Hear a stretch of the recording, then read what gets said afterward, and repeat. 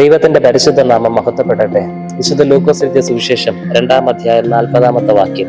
പൈതൽ വളർന്നു, ജ്ഞാനം നിറഞ്ഞു, ആത്മാവിൽ ബലപ്പെട്ടു പോന്നു, ദൈവകൃപയും അവൻ മേലുണ്ടായിരുന്നു. ആത്മാവിൽ ബലപ്പെട്ടു പോന്നു. പ്രിയമുള്ളവരെ, ക്രിസ്തുയേശുവിനെ കുറിച്ചാണ് ഈ വചനം സുവിശേഷത്തിൽ രേഖപ്പെടുത്തിയിരിക്കുന്നത്. എങ്കിലും ദൈവമക്കളാകുന്ന നാം എല്ലാവരും പരിശുദ്ധാത്മാവിനാൽ നിറയപ്പെടണമെന്ന് സർവശക്തനായ ദൈവം നമ്മിൽ ആഗ്രഹിക്കുന്നുണ്ട്. പരിശുദ്ധാത്മാവ് നമുക്ക് ദൈവം നൽകുന്ന ദാനമാണ്. അത് ക്രിസ്തുയേശുവിലൂടെയാണ് നമുക്ക് ലഭിക്കുന്നത്. അങ്ങനെയെങ്കിൽ പരിശുദ്ധാത്മാവ് നമ്മുടെ ജീവിതത്തിൽ ഉണ്ടോ, പരിശുദ്ധാത്മാവിനെ നമുക്ക് പ്രാപിക്കുവാനായിട്ട് കഴിഞ്ഞിട്ടുണ്ടോ എന്ന് എങ്ങനെ തിരിച്ചറിയുവാനായിട്ട് കഴിയും? അല്ലെങ്കിൽ എന്ത് ചെയ്യുവാനായിട്ട് നമുക്ക് കഴിയും? പരിശുദ്ധാത്മാവ് ഒരു വ്യക്തിയിൽ വന്നാൽ പരിശുദ്ധാത്മാവിന്റെ ഫലം പുറപ്പെടുന്നത് നമുക്ക് തിരുവചനത്തിലൂടെ തന്നെ മനസ്സിലാക്കുവാനായിട്ട് സാധിക്കും. ആത്മാവിൽ നിറയപ്പെട്ട വ്യക്തി ആത്മഫലത്തിൽ നിറയപ്പെടും. എന്താണ് ആത്മാവിന്റെ ഫലം? ആത്മാവിന്റെ ഫലത്തെക്കുറിച്ച് അപ്പോസ്തലനായ പൗലോസ് ഗലാത്യർക്ക് എഴുതിയ ലേഖനം 5-ാം അധ്യായത്തിൽ വ്യക്തമായി നമ്മെ പഠിപ്പിക്കുന്നുണ്ട്. 9 അനുഭവങ്ങളാണ് ആത്മാവിന്റെ ഫലമായി നമുക്ക് മനസ്സിലാക്കുവാനായിട്ട് സാധിക്കുന്നത്. 22-ാം വാക്യം, ഗലാത്യർ 5:22 വാക്യം. ആത്മാവിന്റെ ഫലമോ സ്നേഹം, സന്തോഷം, സമാധാനം, ദീർഘക്ഷമ, ദയ, പരോപകാരം, വിശ്വസ്തത, സൗമ്യത, ഇന്ദ്രിയജയം. ഈ വകയ്ക്ക് വിരോധമായി ഒരു ന്യായപ്രമാണവും ഇല്ല എന്നും അപ്പോസ്തലൻ നമ്മെ ഓർമ്മിപ്പിക്കുന്നു. ഞാൻ പറഞ്ഞു വന്നത്, ആത്മാവ് നമ്മിലുണ്ടോ, പരിശുദ്ധാത്മാവിനാലാണോ നാം നയിക്കപ്പെടുന്നത് എന്ന് നാം തിരിച്ചറിയുവാൻ നമുക്ക് ലളിതമായി അത് മനസ്സിലാക്കുവാൻ കഴിയുന്ന അനുഭവം, ഈ പറഞ്ഞ 9 അനുഭവങ്ങൾ നമ്മുടെ ജീവിതത്തിലുണ്ടോ എന്ന് ചിന്തിക്കുക എന്നുള്ളതാണ്. സ്നേഹം നമ്മിലുണ്ട്. മറ്റുള്ളവരെ ഒരു കണ്ടീഷനും കൂടാതെ സ്നേഹിക്കുവാനായിട്ട് കഴിയുന്നുണ്ട് എങ്കിൽ നാം പരിശുദ്ധാത്മാവിനാൽ നിറയപ്പെട്ടവരാണ്. രണ്ടാമത് പറയുന്നത് സമാധാനമാണ്.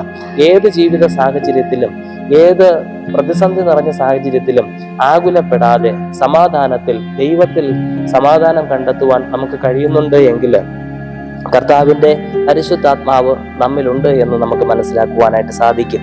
സന്തോഷം, ഏതവസ്ഥയിലും സന്തോഷിക്കുവാനായിട്ട് നമുക്ക് കഴിയുന്നുണ്ട് എങ്കിൽ കർത്താവിന്റെ പരിശുദ്ധാത്മാവ് നമ്മിലുണ്ട് എന്ന് നമുക്ക് മനസ്സിലാക്കുവാനായിട്ട് സാധിക്കും. കർത്താവിൽ എപ്പോഴും സന്തോഷിപ്പിൻ സന്തോഷിപ്പിൻ എന്ന് അപ്പോസ്തലനായ പൗലോസ് നമ്മെ ഓർമ്മിപ്പിക്കുന്നുണ്ട്. കർത്താവിൽ നാം ആകുന്നു, കർത്താവിനാൽ നാം നയിക്കപ്പെടുന്നു എങ്കിൽ പരിശുദ്ധാത്മാവ് നമ്മിൽ ഉണ്ടാകും. അങ്ങനെയെങ്കിൽ ഏത് ജീവിത സാഹചര്യത്തിലും നമുക്ക് സന്തോഷിക്കുവാനായിട്ട് സാധിക്കും. 4-മതായി പറയുന്നത് ദീർഘക്ഷമയാണ്. ദീർഘക്ഷമ, ക്ഷമിക്കുവാനായിട്ട് നമുക്ക് കഴിയുന്നുണ്ട് എങ്കിൽ പ്രിയമുള്ളവരെ, നമ്മിൽ ആത്മാവുണ്ട് എന്നുള്ളതാണ് അർത്ഥം. പരിശുദ്ധാത്മാവ് നമ്മിലുണ്ട്.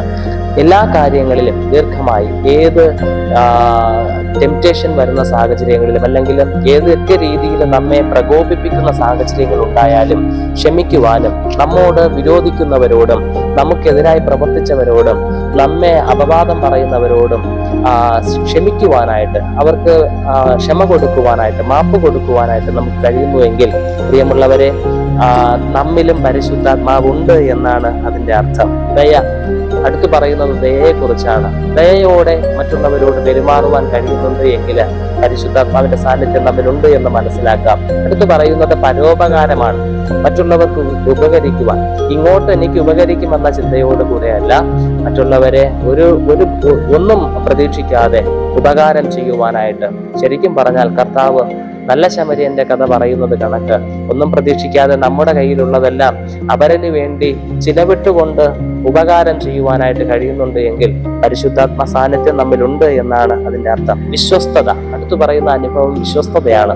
ഏത് ജീവിത സാഹചര്യത്തിലും ഒന്നിലും കോംപ്രമൈസ് ചെയ്യാതെ, ഒരു ചെറിയ കാര്യത്തിന് വേണ്ടിയോ, ഒരു വലിയ കാര്യത്തിന് വേണ്ടിയോ, ഒരു നേട്ടത്തിന് വേണ്ടിയോ, ഒന്നിനും ഈ ലോകപരമായി കോംപ്രമൈസ് ചെയ്യാതെ ദൈവം നമ്മെ ആക്കി വെച്ചിരിക്കുന്ന ഇടത്ത് വിശ്വസ്തയോടെ നമുക്ക് നിൽക്കുവാൻ കഴിയുന്നുണ്ട് എങ്കിൽ അത് പരിശുദ്ധാത്മാവിന്റെ സഹായം ഒന്നുകൊണ്ട് മാത്രമാണ്. അടുത്തു പറയുന്ന അനുഭവം സൗമ്യതയാണ്. സൗമ്യതയുള്ളവർ ഭാഗ്യവാന്മാരെന്ന് കർത്താവിന്റെ വചനം വ്യക്തമായിട്ട് പഠിപ്പിക്കുന്നു. അവർക്ക് അനേകരുടെ ഹൃദയങ്ങളിൽ സ്ഥാനമുണ്ടാകും. അവസാനമായി പരിശുദ്ധ വചനം പറയുന്നത് ഇന്ദ്രിയ ജയമാണ്. നമ്മുടെ ഇന്ദ്രിയങ്ങളെ നമുക്ക് ശരിയായ വണ്ണം കടിഞ്ഞാണിട്ട് അതിനെ നിയന്ത്രിക്കുവാനായിട്ട് സാധിക്കുന്നുവെങ്കിൽ, അതായത് വികാരങ്ങൾക്ക് അടിമപ്പെടാതെ നമ്മുടെ വികാരങ്ങളെ നിയന്ത്രിച്ച് നമ്മുടെ ഇന്ദ്രിയങ്ങളിലൂടെ ഉണ്ടാകുന്ന പ്രലോഭനങ്ങളെ അതിജീവിക്കുവാനായിട്ട് നമുക്ക് സാധിക്കുന്നത് പരിശുദ്ധാത്മാവ് നമ്മിൽ ഉള്ളത് കൊണ്ടാണ്. പ്രിയമുള്ളവരെ, ഞാൻ ലളിതമായി ഈ അനുഭവങ്ങളെ പറഞ്ഞുവല്ലോ. നിങ്ങൾ ശ്രദ്ധയോടെ കേട്ടു എന്ന് ഞാൻ കരുതുന്നു. ഒന്ന് ചിന്തിച്ചു നോക്കിയേ, അഭിഷേകം അല്ലെങ്കിൽ പരിശുദ്ധാത്മാവ് നമ്മിലുണ്ടോ ഇല്ലയോ എന്ന്. ഇതൊന്നും നമ്മൾ ജസ്റ്റ് ചിന്തിച്ചാൽ നമുക്ക് മനസ്സിലാകും. അതേസമയം നമുക്ക് സ്നേഹമില്ല, സ്നേഹിക്കാൻ കഴിയുന്നില്ല, നമുക്കുള്ളത് വെറുപ്പാണ് എങ്കിൽ വ്യക്തമായിട്ട് മനസ്സിലാക്കുക, നമ്മുടെ ജീവിതത്തിൽ പരിശുദ്ധാത്മാവല്ല നിയന്ത്രിക്കുന്നത്, നമ്മെ കടന്നു പിടിച്ചിരിക്കുന്നത്, നമ്മിൽ കുടികൊള്ളുന്നതും അശുദ്ധാത്മാവാണ്, പൈശാചികമാണ്, ദുഷ്കാമത്തിന്റെ അനുഭവമാണ്. അല്ലെങ്കിൽ ഏത് കാര്യങ്ങളിലും ഏർപ്പെടുമ്പോഴും, എന്ത് കാണുമ്പോഴും, എന്ത് ചിന്തിക്കുമ്പോഴും നമുക്ക് ഈ ലോകപരമായ ജഡീകതയാണ് നമ്മുടെ ചിന്തയിൽ കടന്നു വരുന്നത് എങ്കിൽ നമ്മുടെ ഇന്ദ്രിയങ്ങളെ നിയന്ത്രിക്കുവാൻ കഴിയുന്നില്ല. അശ്ലീലമായുള്ള അല്ലെങ്കിൽ ജഡീകമായിട്ടുള്ള അനുഭവങ്ങളാണ് നമ്മുടെ ചിന്തകളിലും നമ്മുടെ പ്രവൃത്തികളിലും കടന്നു വരുന്നത് എങ്കിൽ പ്രിയമുള്ളവരെ, അത് പരിശുദ്ധാത്മാവിന്റെ അനുഭവമല്ല, ജഡീകമായ പൈശാചിക അനുഭവമാണ് എന്ന് മനസ്സിലാക്കുക. പിണക്കവും പകയും ക്രോധവും ശാഠ്യവും ഒക്കെയാണ് നമ്മുടെ ജീവിതത്തിൽ ഉള്ളത് എങ്കിൽ പ്രിയമുള്ളവരെ, നമ്മിൽ പരിശുദ്ധാത്മാവില്ല എന്ന് നാം സമ്മതിക്കേണ്ടിയിരിക്കുന്നു. അപ്പോ നാം പരിശുദ്ധാത്മാവിന് വേണ്ടി ആഗ്രഹിക്കുകയും പരിശുദ്ധാത്മാവിന് നൽകണമെന്ന് പ്രാർത്ഥിക്കുകയും ചെയ്യുന്ന കൂട്ടത്ത് നമുക്ക് ഈ വക കാര്യങ്ങളാണോ ഉള്ളത്, അതോ ആത്മഫലമാണോ നമ്മിൽ നിറഞ്ഞിരിക്കുന്നത് എന്ന് ഒന്ന് ശോധന ചെയ്ത്, നമ്മിൽ വെറുപ്പുണ്ട്, നമ്മിൽ പകയുണ്ട്, നമ്മിൽ ശാഠ്യമുണ്ട്, ജാരശങ്കയുണ്ട്, ക്രോധമുണ്ട്, ഇങ്ങനെയുള്ള കാര്യങ്ങൾ നമ്മിലുണ്ട്, അല്ലെങ്കിൽ കാമവികാരങ്ങൾ നമ്മിലുണ്ട് എന്നൊക്കെ നമുക്ക് മനസ്സിലാക്കിയാൽ അതിനെ ഓവർകം ചെയ്യാനായിട്ടുള്ള കൃപയ്ക്ക് വേണ്ടി നാം ദൈവത്തോട് പ്രാർത്ഥിക്കണം. അപ്പോൾ ആത്മാവിൽ നിറയപ്പെടുന്നതിനുള്ള കൃപ ദൈവം നമുക്ക് നൽകും. ഒരു കാര്യം കൂടെ കൂട്ടിച്ചേർക്കുവാനായിട്ട് ആഗ്രഹിക്കുന്നു പ്രിയമുള്ളവരെ, ശ്രദ്ധയോടെ കേൾക്കുക.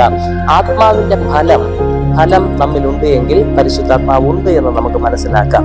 ഒരു കാര്യം വ്യക്തമായി മനസ്സിലാക്കുക, ഫലം ഒരു പരിധി കഴിഞ്ഞ് അത് ക്രമീകരിക്കപ്പെടുമ്പോഴാണ് ആ ഫലത്തിൽ നിന്ന് വിത്തുണ്ടാകുന്നത്. വിത്ത് അങ്ങനെയെങ്കിൽ ഞാൻ ഒന്നുകൂടെ കൂട്ടിച്ചേർക്കുവാനായിട്ട് ആഗ്രഹിക്കുന്നത്, നമ്മിൽ ആത്മഫലം ഉണ്ടായി അത് പാകപ്പെട്ടാൽ മാത്രമേ സ്നേഹത്തിന്റെയും സമാധാനത്തിന്റെയും സന്തോഷത്തിന്റെയും അങ്ങനെ തുടങ്ങി ഇന്ദ്രിയ ജയം വരെയുള്ള വിത്ത് മറ്റുള്ളവരിലേക്ക് വിതറി കൊടുക്കുവാനായിട്ട് നമുക്ക് കഴിയുകയുള്ളൂ, മറ്റുള്ളവരിൽ വളരുവാനായിട്ട് വിതയ്ക്കുവാനായിട്ട് നമുക്ക് കഴിയുള്ളൂ. അപ്പോൾ ആ ഒരു തലത്തിലേക്ക് നമ്മൾ വളരണമെങ്കിൽ ക്രമീകൃതമായിട്ടുള്ള ഒരു ജീവിതം ആവശ്യമുണ്ട്.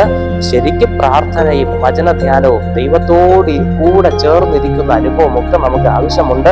അതിന് നമ്മൾ വില കൊടുക്കേണ്ടതായിട്ടുണ്ട്. നമ്മുടെ സമയം, നമ്മുടെ ക്ഷമ, നമ്മുടെ ദൈവസന്നിധിയിൽ ഇരിക്കുവാനുള്ള മനസ്സ്, മറ്റ് പല കാര്യങ്ങളിൽ ഇങ്ങനെ ടെൻഷനായി അല്ലെങ്കിൽ ഒത്തിരി ബിസിയായിട്ടൊക്കെ ഇരിക്കുന്ന സാഹചര്യങ്ങളിലും ദൈവസന്നിധിയിൽ തന്നെ ഇരിക്കുവാനായിട്ട് സമയം കണ്ടെത്തുന്നതിന്റെ ആവശ്യകത, ഇതൊക്കെ നമ്മൾ കൊടുക്കുന്ന വിലയാണ്. അതിന് നമ്മൾ തയ്യാറാകേണ്ടത് ഏറെ അത്യാവശ്യമാണ്.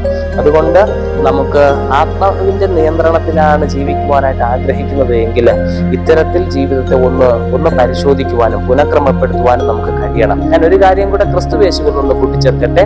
കർത്താവ് വളരും തോറും ആത്മാവിൽ ബലപ്പെട്ടു പോകും. അതുകൊണ്ടാണ് 30ാമത്തെ വയസ്സിൽ പരസ്യ ശുശ്രൂഷ വേളയിൽ ഇറങ്ങുമ്പോൾ അവന്റെ ഉള്ളിലുള്ള പരിശുദ്ധാത്മ ഫലം വിത്തായി ഈ ലോകത്തിൽ വാരി വിതറപ്പെട്ടതും അനേകരിൽ ഇന്നും മുളച്ചു വളർന്ന് ഫലം കൊടുത്തുകൊണ്ടേയിരിക്കുന്നത്.